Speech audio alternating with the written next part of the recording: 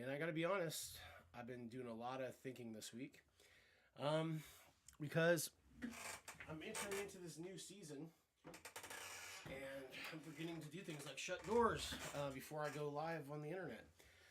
But yes, I'm entering into this new season. If you were part of our Sunday gathering, you would have got the announcement that I am about to take and am taking now about a 2 month sabbatical.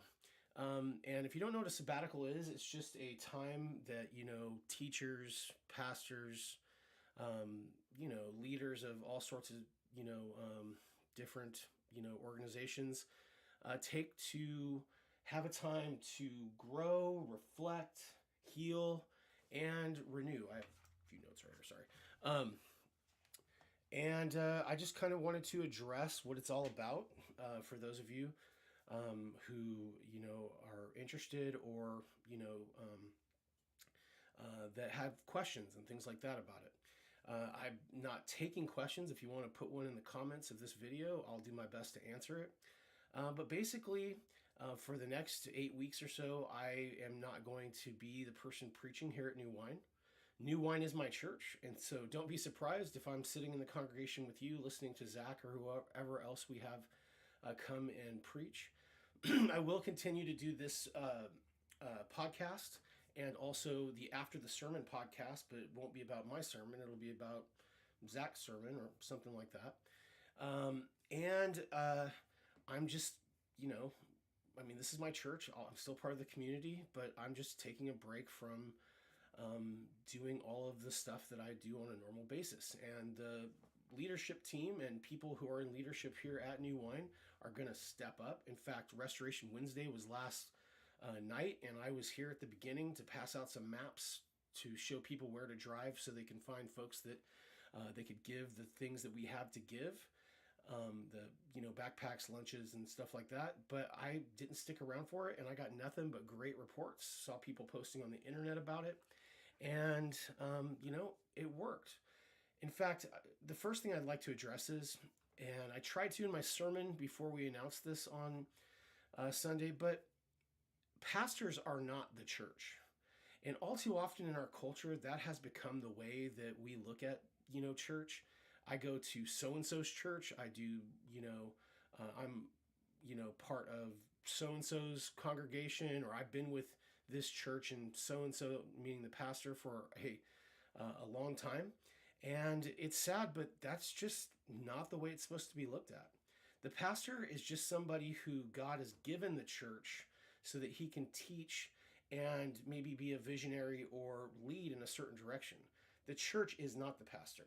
In fact, I'm just really blessed and proud to be part of a church that has enough people who are leaders in it that they can basically run the church without me.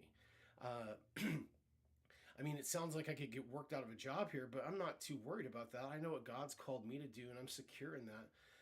But the leadership has just seen some, tiring and some issues that I'm going through, and they're giving me a chance to be able to address those things so that I can grow too. Because all too often, when you're leading a church, you have less of an opportunity to grow because you're trying to help other people grow and worry about the function of the church and the way that it looks and the video and the sermon and all that kind of stuff. And it's like a lot of the Bible study and the stuff that I end up doing on a regular basis is simply just so that I can regurgitate the ideas to you. And I feel like God's calling me to do that. God wants me to share those ideas with you and give you guys a word from him.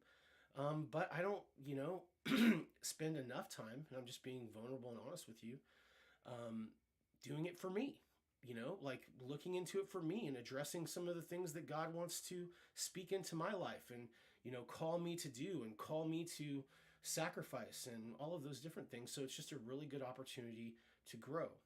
Another opportunity a sabbatical gives a leader is an opportunity to reflect. There's also less opportunity to reflect on what you're doing when you're leading and, the one that's responsible for the church going forward. And reflecting is really important.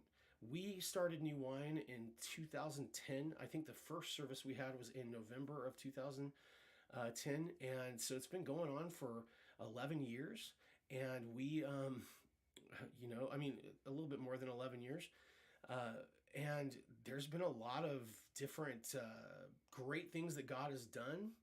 Um, a lot of moves. We've gone through 6 buildings in that time. Moved 6 different times, which is like 6 different offices, 6 different sanctuaries, 6 different places, and the majority of those places were not places that we could leave set up. We'd have to do setup and breakdown every single week, and so there's a lot of stuff that's been tough and hard, and God has always been faithful and good, and it's just that the sabbatical is a good time to for me to reflect on everything that God is doing and the things that He wants to do in the future. It's also a time for healing for me. There's as a leader, there's also a lot less opportunity to heal from life's trials because the focus is on helping other people become who God created them to be. And it's not like I can just turn that part of my brain off. It's not like if you call me or if you want to talk to me, I'm going to ignore you and my gift is not going to shine through. It's just not going to be my focus for the next 2 months. I'm going to be focusing on me, my family, my relationship with God, and all of the different things that He wants to heal in my life that I haven't really had an opportunity for Him to heal. And most importantly, it's a time for renewal. I have a few special retreats that I'm going to, both at monasteries. And for those who know me, that's you probably think that that's pretty normal for me. But I'll also be engaging in some parachurch type conferences and discipleship programs where I'm not even going to let people know I'm a pastor. I'm just going there because I want to just sit, engage, and receive, so that God can renew in me a new vision for what He is doing here at New Wine. So here's the deal. I don't think sabbaticals should just be for leaders.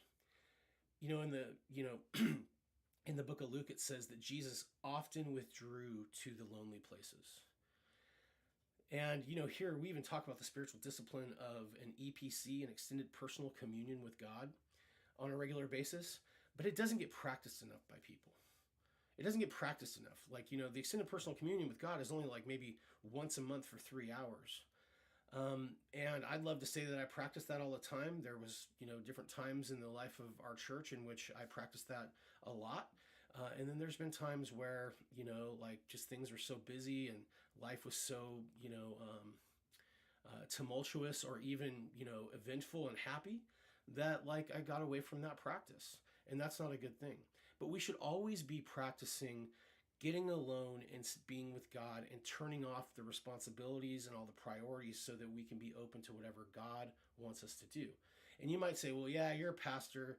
You get afforded the time to be able to do that. But in 11 years, I haven't. I haven't taken a week vacation since we started this church 11 years ago. The longest I think that we've taken a vacation, my family and I, has been like 4 days. And we came back for church on that 4th day and did church. So it's like, I mean, we've not taken a serious vacation of any sort. But again, I want you to know this is not a vacation. This is my community of faith, so I will be around. You'll see me if you're part of New Wine, or maybe you'll see me if you're not part of New Wine somewhere else. But I want you to know that I love you guys. There's nothing to worry about. I'm not quitting. There's no, weird thing happening like that. It's just that I really need this time. And I agree with the leadership of our church to go and grow, reflect, heal, and renew. So I appreciate you guys. You'll see me every week on Thursdays doing this, and on Tuesdays doing the After the Sermon podcast. You can find those things if you don't watch us on Facebook or and you only watch YouTube. You can find it on Facebook, YouTube, and anywhere else in an audio form that you would get your podcast from. I think we're on all the platforms. But hey, I love you and I appreciate you. And the one thing I ask while I'm on the sabbatical, would you guys please just stay faithful? Don't let yourself wake up in the morning and say, oh, well, Chris is not going to be there. And it's kind of like, it's I'm used to going and seeing him and all the things he does. Don't do that. Zach, who will be speaking mostly, is a wonderful preacher. that I personally trained, when he was a kid, and he's far exceeded any training that I could ever give him. But he's a wonderful preacher. Will always have a fresh word from God and worship. I mean, all these things are going to continue in the form that they are in. Matt will be leading Wednesday night Bible study, and he is an up and comer and has got skills and all of that.